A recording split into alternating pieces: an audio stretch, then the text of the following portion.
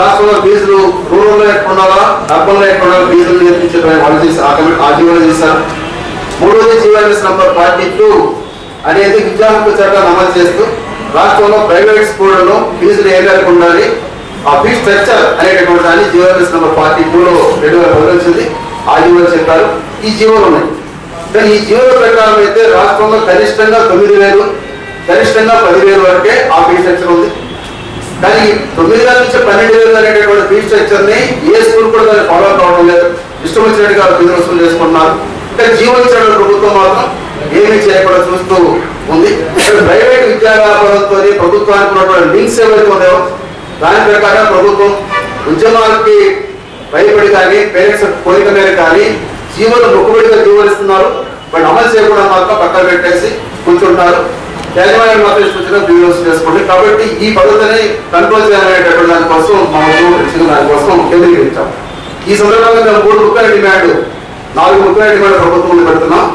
ఒకటి, రాష్ట్రంలో ప్రైవేట్ స్కూళ్ళలో ఫీజులను నియంత్రించే దానికోసం ప్రత్యేకంగా ఒక చట్టం కావాలి. ఇప్పటికీ మన పొరుగుతున్నటువంటి తమిళనాడు రాష్ట్రంలో ఉంది, మహారాష్ట్రలో ఉంది, ఢిల్లీలో ఉంది, రాజస్థాన్లో ఒక బిల్లు రేపు అసెంబ్లీలో పెట్టబోతున్నారు. కానీ 4 రాష్ట్రాల్లో ఏదైతే చట్టాలు ఉన్నాయో స్కూల్ ఫీజు సంబంధించి అట్లాంటి చట్టం తెలంగాణ రాష్ట్రంలో కూడా కావాలని చెప్పి ఆ చట్టం కావాలని మొదటి డిమాండ్. రెండోది, ఆ చట్టం వచ్చేదానికి ఇంకా సమయం పెట్టేలాగైతే ఇప్పుడు ప్రొఫెషనల్ ఎడ్యుకేషన్ ఇన్స్టిట్యూషన్స్ లో ఫీజులను నియంత్రించాల్సినటువంటి ఏఎఫ్ఆర్సీ ఏదైతే ఉందో అడ్మినిస్ట్రేటివ్ ఫీ రెగ్యులేషన్ కమిటీ, ఆ ఏఎఫ్ఆర్సీకి అయినా కానీ ఈ బాధ్యతను అప్పగించి స్కూల్ ఫీజులు పెరగకుండా ఉండేదాని కోసం వాతావరణ ప్రయత్నించాలని చెప్పి రెండో కోరిక ప్రభుత్వాన్ని కోరుతున్నాం.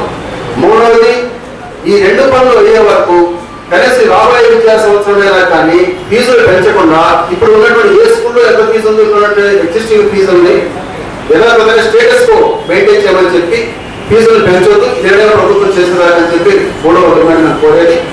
4వది, ఏదైతే 12 స్కూళ్ల మీద రాష్ట్ర విద్యాశాఖ ఒక ఇన్వెస్టిగేషన్ చేసి ఒక రిపోర్ట్ తయారు చేసిందో ఇప్పుడు నోటీస్ చెప్తున్నారో, నోటీసులు ఏమి ఇచ్చారో ఏంటో మాకు తెలియదు, మీరు చూస్తారు.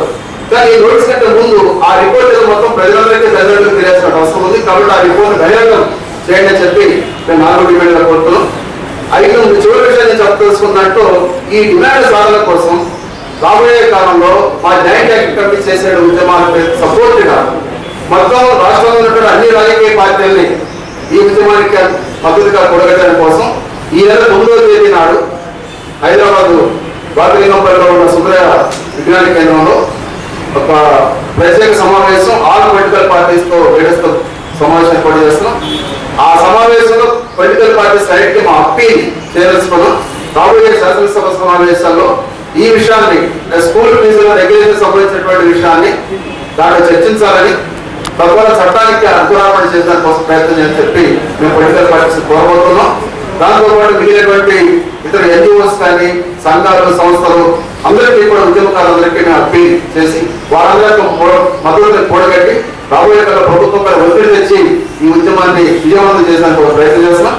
ఈ ప్రయత్నంలో భాగంగా అందరూ కలిసి రావడంతో పాటు పేరెంట్స్, ముఖ్యంగా ఈ ప్రైవేట్ స్కూల్లో స్టూడెంట్స్ ఎవరైతే ఉన్నారో ఆ పేరెంట్స్ ఎవరైతే వారు ఈ ఉద్యమంలో ఎక్కువగా వస్తున్నంతగా ఈ ఉద్యమం సక్సెస్ అయ్యే అవకాశం ఉంది. మీ ద్వారా రాష్ట్రంలో పేరెంట్స్ అందరికీ మా అప్పీల్ అదే, వారందరూ కలిసి వచ్చి ఈ ఉద్యమాన్ని సక్సెస్ చేయాలని చెప్పి మేము ప్రభుత్వాన్ని కోరుతున్నాం. ప్రభుత్వానికి ప్రత్యేకంగా విజ్ఞప్తి చేసేది, ఇప్పటికైనా కానీ మీరు జీవన వరకే సరిపక్షం కాకుండా మీరు కోరుతున్నటువంటి చట్టం తీసుకొస్తే అది రాష్ట్రంలో ఆదర్శవంతంగా ఇచ్చే అవకాశం ఉంటుంది. రాష్ట్రంలో ఈ ప్రైవేట్ స్కూల్లో విద్యా వ్యాపార విచ్చలవిడిగా నడుస్తుంది, దోపిడీ జరుగుతున్నటువంటి విమర్శలు కానీ ఆ నామకాలు కానీ ప్రభుత్వం లేకుండా ఉండడం కోసం తప్పనిసరిగా చట్టం చేయాలని ప్రభుత్వాన్ని కూడా మీ ద్వారా చేస్తాం. సెకండ్ ఇంపార్టెంట్ స్టెప్ అండ్ కీలకమైన రోజుగా నేను అభివర్ణిస్తాను. పేరెంట్స్ అందరికీ మేము ఉన్నాము, అయ్యో కొత్త సంవత్సరం మళ్ళీ అకాడమిక్ ఇయర్ స్టార్ట్ అవుతుంది, మళ్ళా ఫీజులు పెంచుతారా, ఈ భయం అనేది పోగొట్టి మీ నమ్మకాన్ని మా మీద ఉంచండి అని మీ అందరి ముందు నేను వాళ్ళని కోరుతున్నాను. తప్పకుండా మీడియా వాళ్ళు కూడా వాళ్ళ తరఫున వాళ్ళ ఎంత సపోర్ట్ తప్పకుండా ఇస్తారని మేము అనుకుంటున్నాము. బంగారు తెలంగాణని తీర్చిదిద్దుతాము అన్న రూలింగ్ పార్టీ ఒక ఉద్యమ పార్టీగా చెప్పుకుంటుంది. కాబట్టి తప్పకుండా ఈ ఉద్యమానికి కూడా వాళ్ళు సహకారం అన్ని రూపాల్లో చూపిస్తారని ఆశిస్తున్నాము. Thank you.